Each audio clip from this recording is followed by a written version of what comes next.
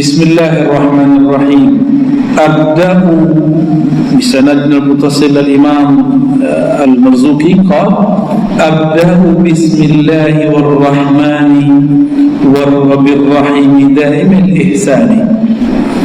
Abda'u, kalau punya sendiri boleh coret, tapi kalau punya masjid jangan dicoret, kecuali nanti bayar ke masjid ya. Itu masjid udah beli ya? Beneran tuh beli? Masya Allah. Berarti nanti harus dibalikin. Cuma kalau bilang beli, silakan dicoret ya. Antum jual berapa tuh? Udah murah banget. Itu dicoret aja biar bayar ntar sama mereka ya. Abda'u, aku memulai. Bismillahi, dengan nama Allah. Warrahmani, waw di situ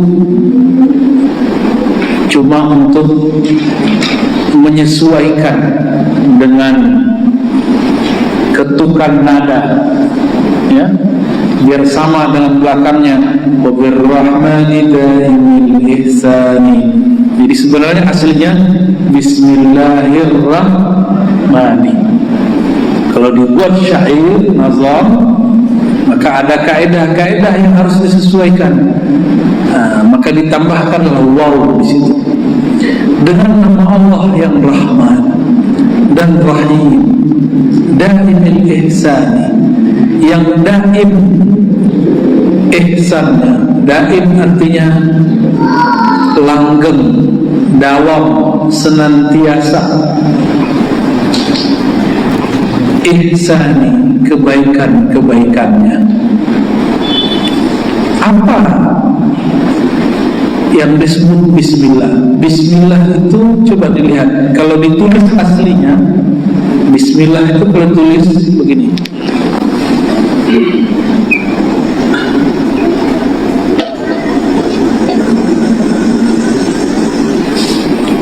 Asalnya nggak begitu.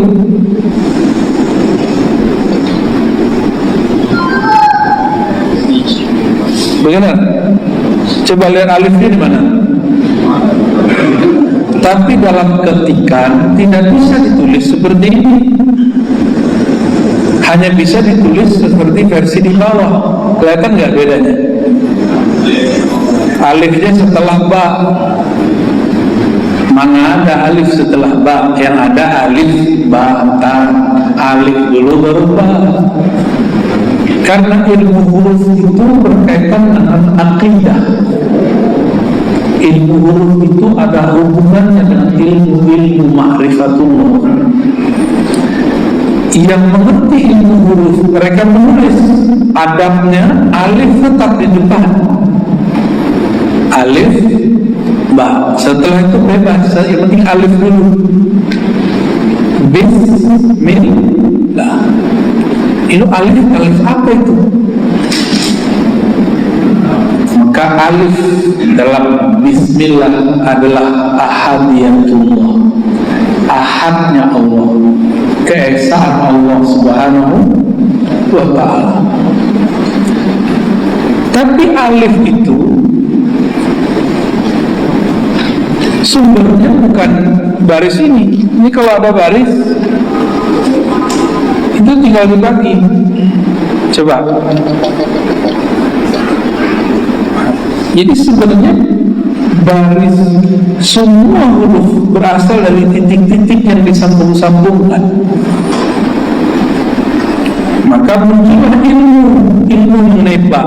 Bismillah, ada titik gak di bawah bab?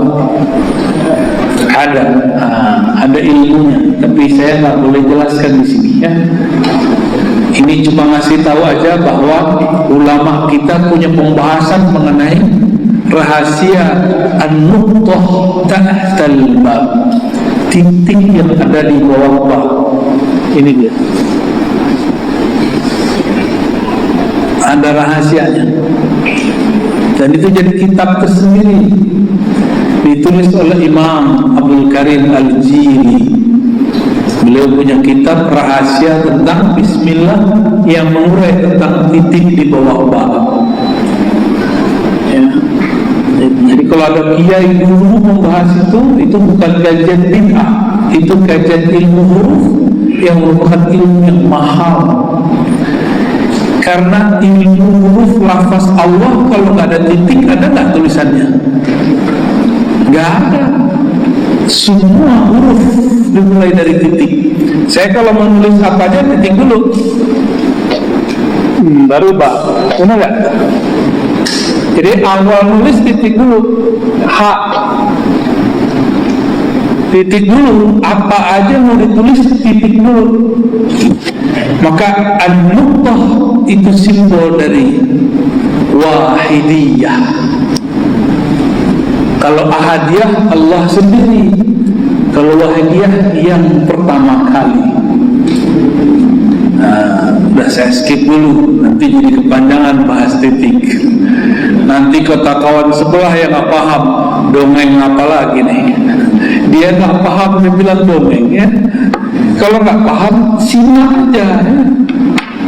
Nggak ngerti tanya, jangan ingkar dulu. Nah, ulama kita dulu mereka sabar, jangan ulangi kesalahan yang dulu pernah dilanggar oleh Sayyidina Musa. Sayyidina Musa buat MOU dengan Sayyidina Khidir alaihissalam, jangan kau ingkar. Ternyata beliau ingkar, benar? Ingkar berapa kali? Sampai 3 kali. Baru pecah kongsi. Tahu pecah kongsi? Seharusnya berlanjut itu, tapi berhenti di situ. Kita jangan ulangi kesalahannya. Jika Nabi hanya begitu, apalagi umatnya Bani Israel. Itu Nabi Musa sudah paling sedikit 3 pertanyaan itu sekitar 6 atau 7 tahun dalam beberapa riwayat yang saya dapat dari masyayikh saya. Jadi Nabi Musa hanya ingkar, bertanya doang, bukan ingkar juga. 6 atau 7 tahun pertanyaannya cuma 3. Ini baru muncul ngaji berapa kali, pertanyaan aneh-anehnya berkali-kali.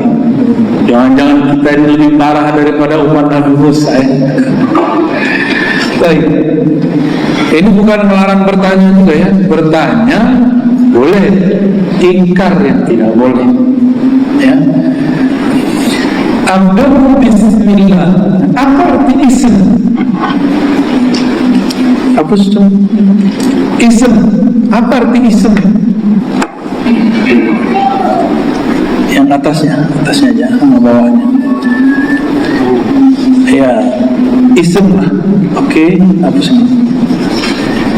Ismun. Ini kan turunan. Orang Arab, kalau Bapak Ibu belajar bahasa Arab, kalau perkenalan kan bahasa Inggris my name.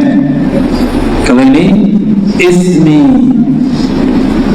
Orang Jawa apa? Asmanipun apa? Yang bahasa halusnya Pak? Iya benar. Hah? Asmanipun gitu ya. Gitu-gitulah. Itu dari bahasa Arab tuh. Ismi, ism. Apa makna isim dalam bahasa Arab? Ada 2 makna. Yang pertama isim, dicatat aja ya.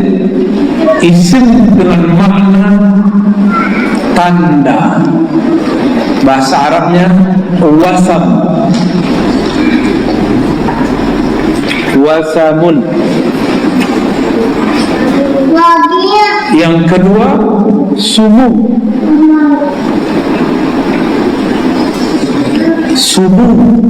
Sumu sama, apa arti sama? Samawat, langit. Apa arti langit? Suatu yang tinggi. Maka di Saudi orang-orang pejabat tinggi dipanggil sahibus sumu. Ini diadopsi di jiran. Pejabat-pejabat tinggi disebut sahibus sumu. Cuma anehnya di Saudi nyebut Sayyidina bid'ah. Dulu atau Saudi sekarang ya, Kalau nyebut sahibus sumu, enggak. Lebih bid'ah mana Pak? Sayyidina apa sahibus sumu? Saya lebih bid'ah sahibus sumu. Jadi wasam, apa arti wasam? Wasamun tanda, sumu keluhuran, ketinggian. Kalau diterjemah, Bismillah, dengan tanda-tanda kebesaran Allah. Satu. Kalau sumu, dengan ketinggian derajat atau ketinggian ilmu Allah. Paham di situ ya? Nanti kalau ada pembahasan tentang Imam Mahdi, kalau ada hadisnya, namanya sesuai dengan namaku, artinya dua ini, tanda-tanda dan derajatnya sama denganku, mengikuti aku. Itu makna tentang hadis Imam Mahdi. Tapi banyak salah paham, dikira tanda-tanda jidat lebar, hidung mancung. Bukan itu. Tanda-tandaku, tanda nubuat. Pada Nabi tanda kenabian, pada beliau tanda kewalian. Itu kajian Imam Mahdi.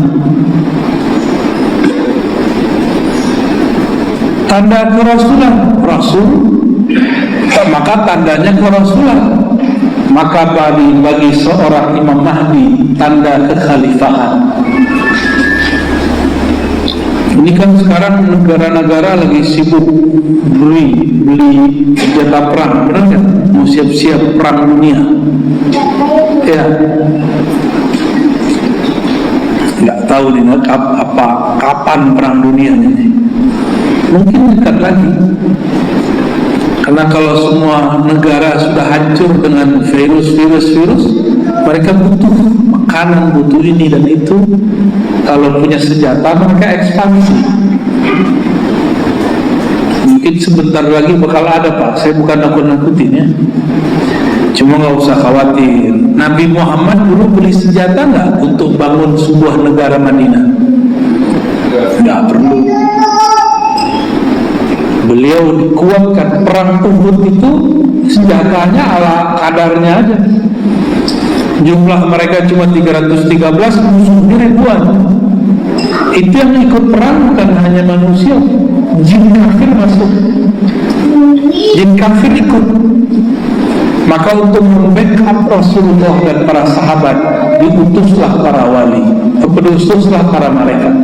Sesuai dengan hadis Imam Bukhari. Ini bukan dongeng juga nih ya. Saya nggak pernah ngedongeng Pak. Yang saya sampaikan semuanya ada dalilnya. Cuma orang-orang yang su'ul adab yang menyebut kajian kita dongeng ya. Rasulullah dialog dengan Jibril. Wahai Jibril, malaikat yang ikut perang Badar bersamaku itu siapa? Sebagaimana kata Jibril, yang ikut Al-Badar itu orang terpilih di antara manusia, maka yang ikut berperang di kalangan malaikat adalah malaikat terpilih di kalangan kami. Makanya tangan belum nyampe, tonjokan sudah selesai.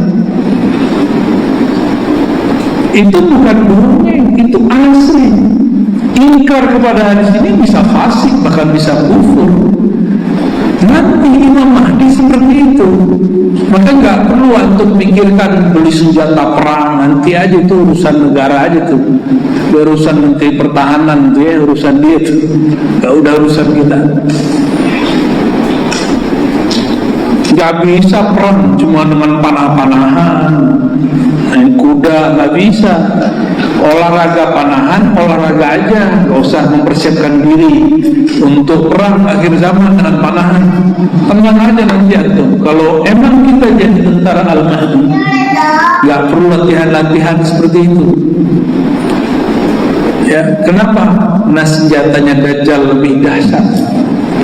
Maka saya kalau panahan emang murni saya olahraga. Karena panahan itu filosofinya dahsyat. Berkuda itu murni saya berolahraga. Karena kalau diniatkan untuk perang akhir zaman, ya salam, itu konyol namanya. Ya. Silakan buat olahraga sunnah, tapi jangan pahamnya keliru. Ya.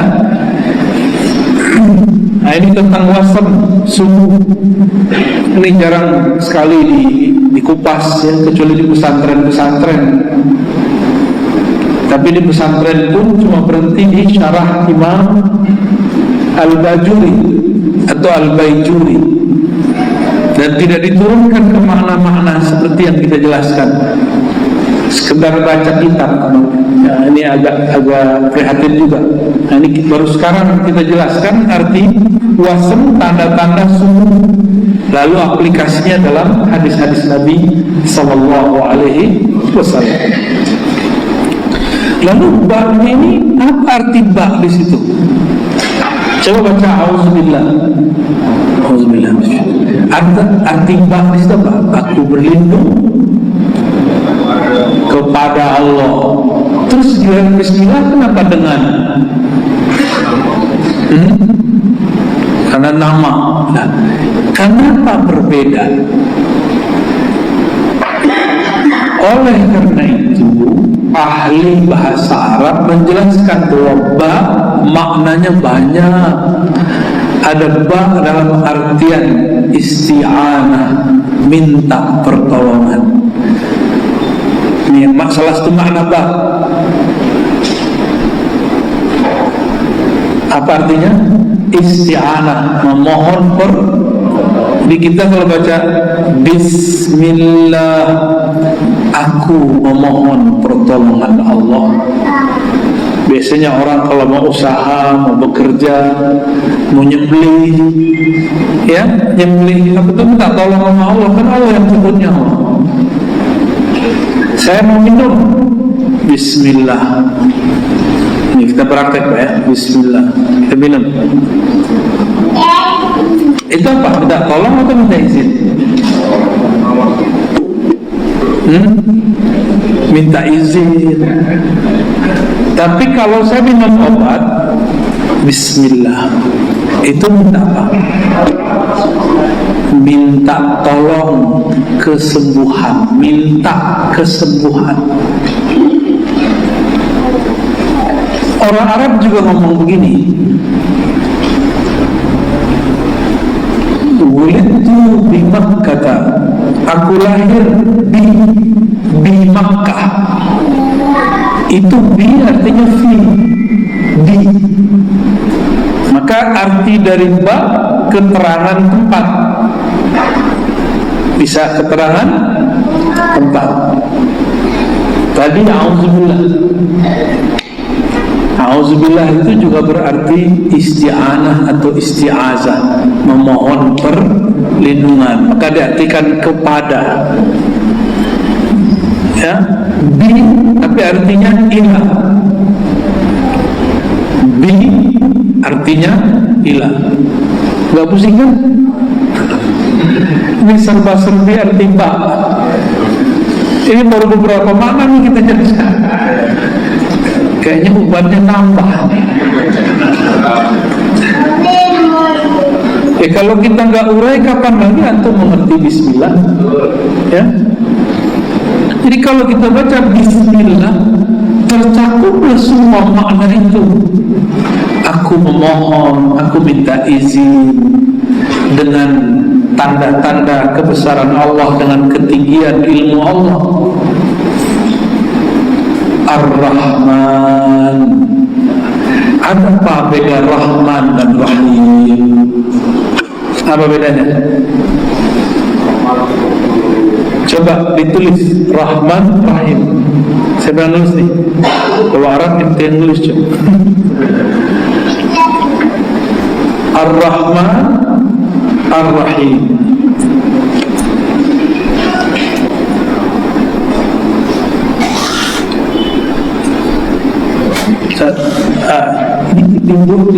Tulis mimnya, alifnya Rahman, dihapus saja. Oke. Satu lagi mimnya Rahim. Kasih baris cung, ente dong yang santri. Nah, kasih baris. Ar-Rahman Ar-Rahim. Nah, coba tulis di sini. Rahmin, Rahmun, Rahim, Rahimun. Nah, oke, dah cukup. Rahman, Rahim. Asal katanya tiga. Rahim. Asal kata Rahman, silaturahim itu di sini semua. Artinya kasih sayang atau cinta kasih. Dari akar kata ini dipecah jadi dua. Ar-Rahman, alif lam yang ada di situ artinya maha sempurna. Itu alif lam doang. Apa arti alif lam di situ? Maha sempurna. Kita belum jelaskan lafaz Allah, Pak, sengaja saya loncat. Allahnya nanti, ya. Ar-Rahman dulu. Ar-Rahman.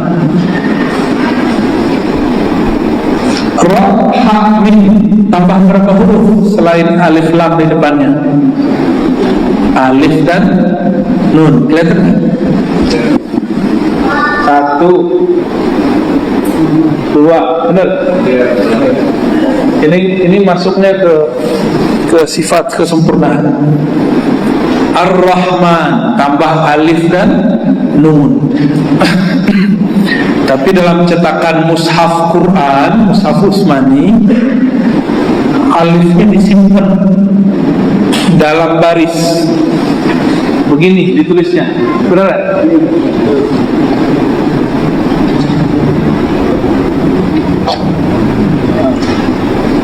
Jadi alifnya ditaruhnya di baris harokatnya. Jadi artinya apa? Sayang Allah yang mencakup dua huruf. Dua huruf itu menunjukkan makna mukmin ataupun kafir. Alif dan nun ini menunjukkan semua makhluk, dulu, sekarang, dan nanti. Maka semua makhluk Allah, siapapun itu, pasti dapat percikan Ar-Rahman. Maka ditulislah dalam Al-Quran surat Taha ayat 5, Ar-Rahmanu 'alal 'arsyis istawa. Allah yang maha pengasih, penyayang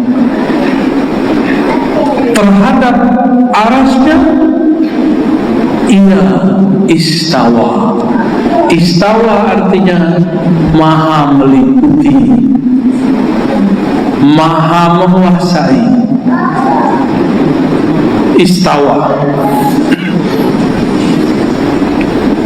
Apa yang dia liputi? Dia liputi rahmatnya. Aras itu mencakup langit dan bumi. Maka langit dan bumi itu dalam genggaman kasih sayang Allah. Tidak ada satu hewan pun kecuali dapat rahmat Allah. Tidak ada satu makhluk pun wa in kana kafiran, meskipun dia kafir, kecuali dia di dalam kasih sayang Allah. Boleh kita terjemahkan Ar-Rahman, kasih sayang Allah kepada semua makhluknya umuman, secara umum. Ar-Rahim, ya, Ar-Rahim ada alif lam? Ada, berarti maha sempurna. Dari kata Rahmin yang tambahannya cuma berapa? Cuma ya. Benar? Benar ya dong. Bagi ulama ilmu huruf, titik dua itu ada artinya. Titik pertama para nabi, titik kedua para wali. Ya, ada artinya Pak. Rahim, ya-nya ada titiknya ya. Bagi ulama ahli huruf, kalau ulama yang nggak ngerti bilang dongeng ya.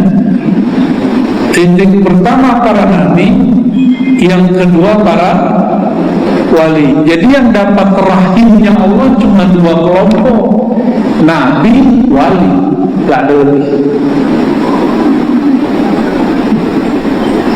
Dan Allah berfirman, innalillahi mi'ata rahmatin.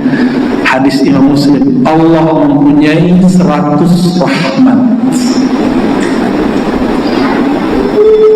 99 dia simpan, satu dia bagi. Ar-Rahman itu satu yang dibagi. Ar-Rahim 99. Ini satu, ini 90, jadi berapa? 100. Jadi sabar-sabar lagi di dunia ya. Jangan minta kenikmatan yang berlebihan. Jangan membayangkan kalau punya pasangan kita sempurna, nggak ada. Sempurna nanti di akhirat. Baik suami kepada istri, istri kepada suami, anak kepada ayahnya, ayah kepada anaknya. Jangan berharap lebih. Begitu juga murid kepada guru-guru, tidak sempurna. Yang sempurna cuma Allah, Rasulullah SAW. Ya, ini 99 itu dibagi kepada para nabi dan para wali, tidak lebih. Maka wali nabi itu santai-santai, kaya dia syukur, miskin dia sabar.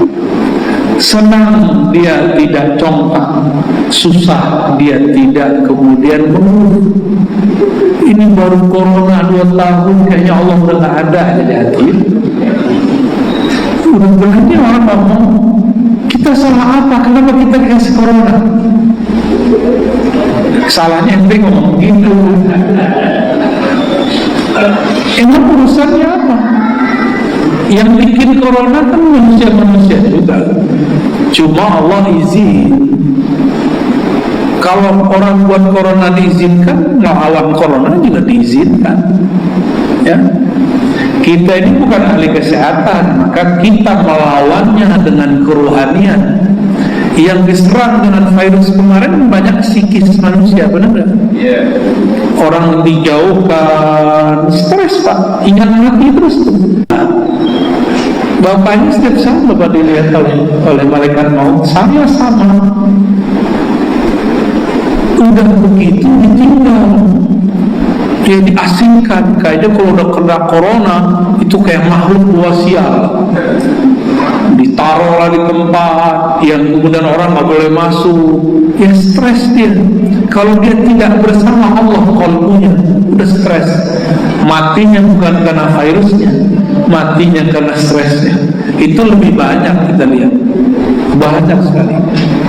Dan alhamdulillah kawan-kawan kita yang dulu pernah belajar zikrullah, Allah dalam qalbunya, bukan hanya zikir lisan, bisa bertahan dalam kesepian itu. Sepinya bukan main tuh. Kayaknya mandang keluar matahari itu aneh, terbit matahari aneh, terbenam pun lebih aneh, mencekam semua. Yang pernah merasakan paham maksud saya, yang alumni lah ya, alumni COVID.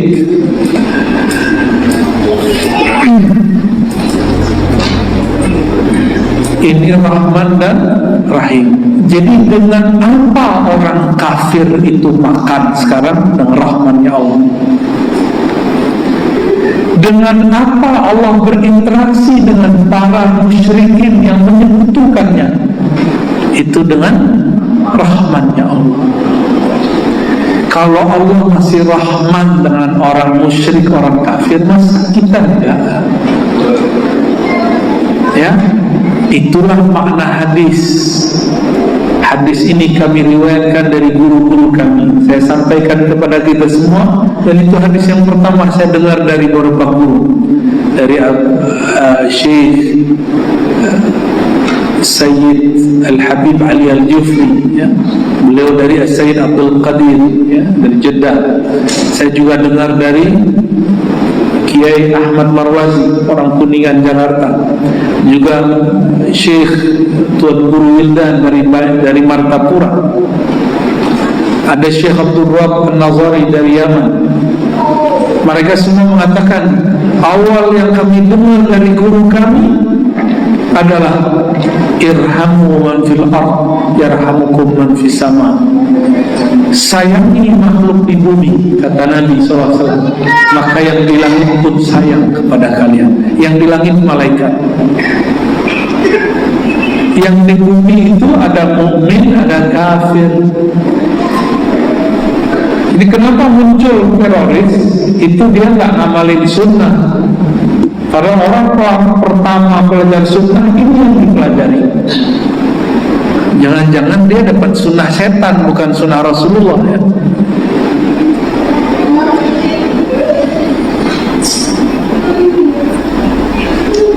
Jadi dengan apa iblis itu sampai sekarang punya kekuatan untuk menggelincirkan manusia? Karena Rahman. Dari awal penciptaan alam semesta sampai nanti kiamat, Rahman ini dibagi. Bayangkan cuma satu doang, dikit gitu. Tapi dikitnya mencakup dunia dan seisinya. Bisa dibayangkan Pak, sorga itu 99. Bisa dibayangkan gak? Sorga itu belum cukup, sorga itu baru berapa? Gak nyampe 99. Maka sorga dibagi dua. Ada sorga para nabi dan para wali, ada sorga mukmin biasa. Bahkan beberapa masyarakat kami mengatakan Rahman itu mencakup sorga akhirat yang diperoleh oleh mukmin, menikah, bini banyak. Tahu nggak teroris itu bunuh orang supaya nikah dengan 72 bidadari? Nah itu Rahman itu. Kalaupun dia emang bisa bunuh orang dapat bidadari 72, boro-boro dapat bidadari, paling ketemu malaikat mungkar nakir dihancurin kepalanya, pasti dihancurin kepalanya. Gak punya otak, ya. Udah jelas ayatnya begini, kok ayat itu yang kamu salah pahami. Digampang itu Pak. Kalau nggak percaya, meninggal aja dulu. Ya, ini kan ilmu tentang barzakh ini kan nggak bisa diakses dengan ilmu akal, dia bisanya pakai ruh. Yang ahli ruh bisa ngerti, kalau nggak ahli ruh nggak ngerti.